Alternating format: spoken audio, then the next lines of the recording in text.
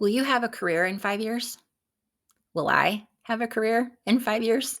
What the heck is going on in the world right now? It is absolutely crazy. And what is going on in the world of business analysis? I got to say, I've been noodling on this for a while. I was laid off 3 months ago, and I have kind of had these talks with myself. Am I done?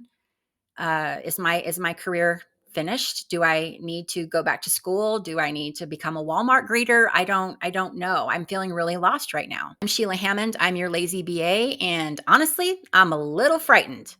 And whenever I start feeling like this, like things are a little bit out of my control, I do research. So I started researching, and I found a website called layoffs.fyi that told me that as of April 2nd, today, 222 tech companies have laid off 56,858 people since January 1st. Wow. Wow. Okay. So this isn't the kind of research that's helping me right now. No.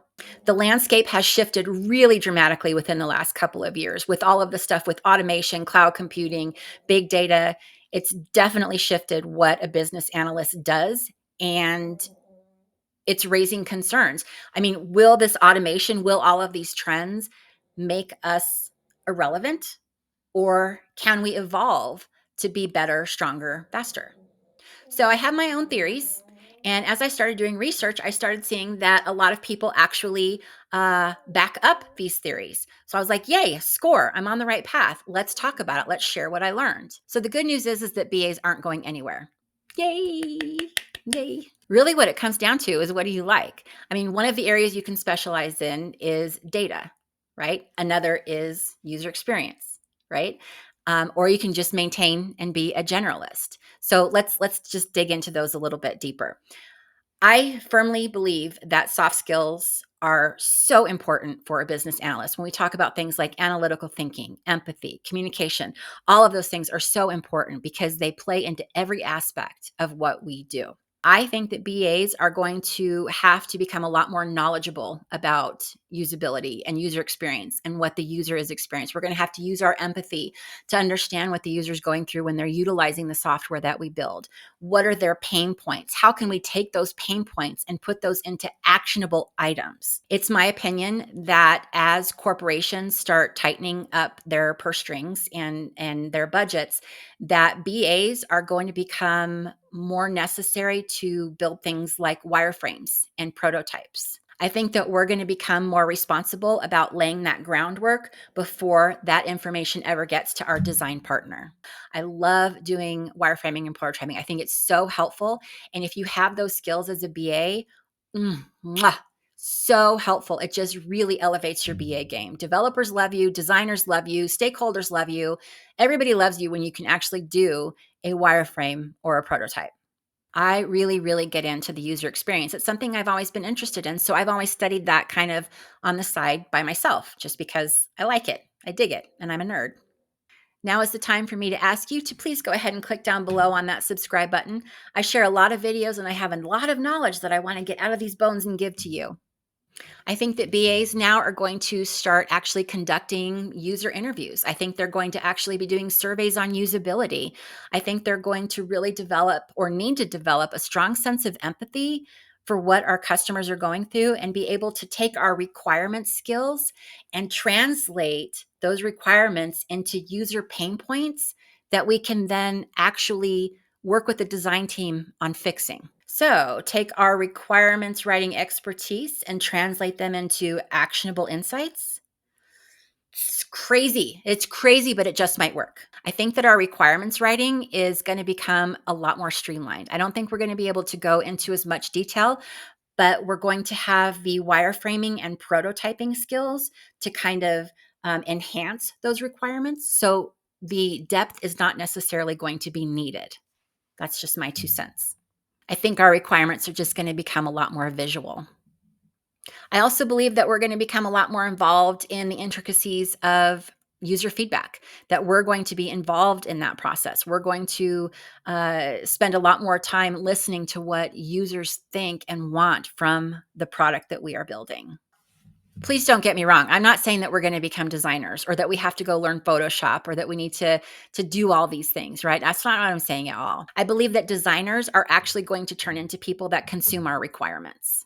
I think that we will be providing wireframes to our design resources based upon the input that we have on our user experience. By developing this strong foundation of user research, empathy, and basic prototyping, we can become these valuable partners in the UX and design process. Now, this is in addition to what we normally do. I'm not saying that the other stuff that we do is going away. I'm saying this is in addition to what we do. I think that this is something else we're going to have to put into our BA backpack. So what this is going to do is lead us to the creation of business solutions that are not only functional, but are user-friendly.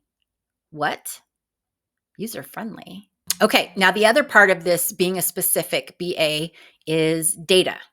Now, I'm not even going to lie right up front. I'm going to say I am not a data girl, right?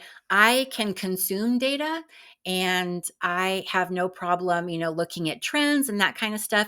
But there are some people that really, really get in to data. So one of the things I see with business analysis is that they are taking on more of a data role. Now, a lot of companies have business intelligence people that do, reporting, and they create dashboards and they really dig into the data. I think that we are going to take on some of that. We're going to have a need to be more data driven. Now, they're going to be able to leverage tools like Tableau and use data to inform their analysis, but they're not going to be the ones that are building the complex data models. Okay, that's still going to be our BI friends. BI tools are becoming way more user friendly and accessible. So allowing BAs the opportunity to dive a little bit deeper into the data is something that can happen easily without a lot of technical expertise. So our business intelligence partners are going to focus more on the stuff that's complex, right? They're going to focus more on the data acquisition. They're going to focus more on the analysis to provide insights and building the complex dashboards and all of that stuff. They might work with BAs to understand what the business needs are, but they're not going to write the requirements. In the past, a lot of decisions were made based on, gut feeling, anecdotal evidence, assumptions, right? And we can't do that anymore. We've got to be a lot more pointed with the way that we develop. Business stakeholders often have these huge lists, right, of features and stuff that they want to have done. And by analyzing the data on user behavior and pain points, we can actually prioritize requirements based upon what's going to have the biggest impact on a user, what's going to give them greater satisfaction, and also what's going to reach business goals. I just think it's going to be incredibly helpful. What it comes down to is that this data is going to empower business analysts to make more informed decisions and prioritize requirements based on evidence, not assumptions. I'm not saying that we need to become data scientists. That's not what I'm saying at all. But collaboration with our data analysts is going to become key, in my opinion. Data analysts often create very complex reports. Business analysts will then be able to take that data from those reports and translate that into more actionable data.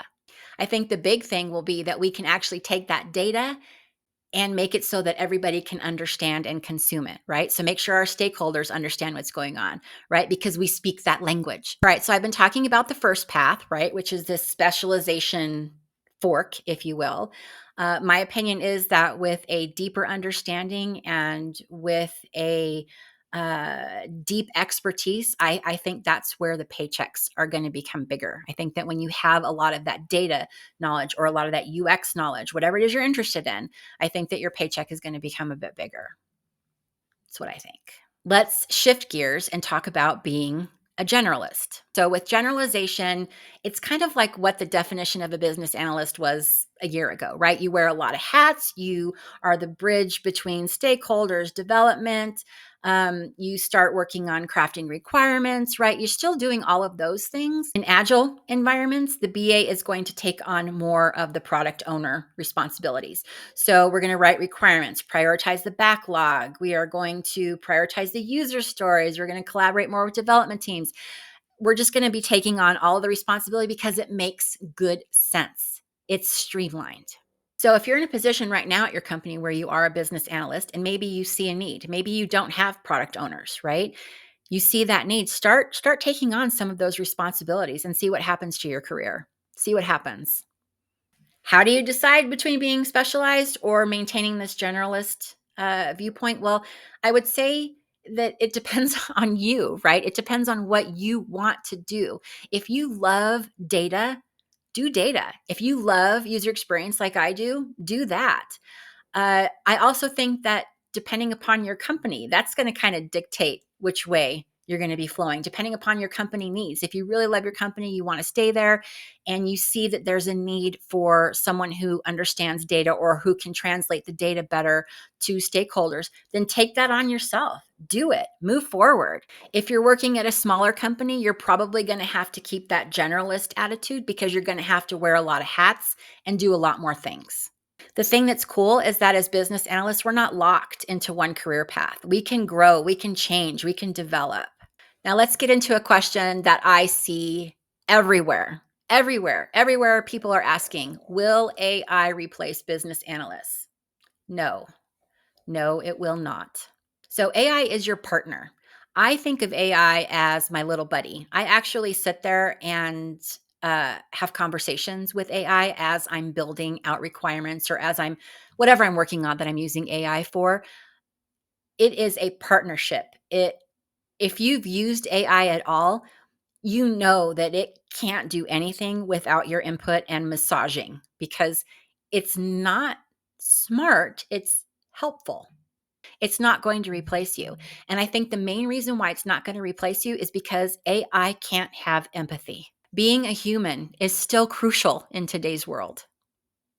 And I'm not just saying that because I'm trying to make myself feel better. I truly believe it. The core skills that define a good BA are essential. They're irreplaceable. Things like critical thinking, stakeholder management, the ability to translate complex user needs into actionable requirements. All of those things are human. AI can't replace us there. I will say if you don't start leveraging AI in your professional world, you will not remain competitive. Embracing AI makes you strategic. Embracing AI is the lazy BA way of working smarter with great innovation. Really, what it comes down to is embrace continuous learning and be flexible and just continue developing your skill sets.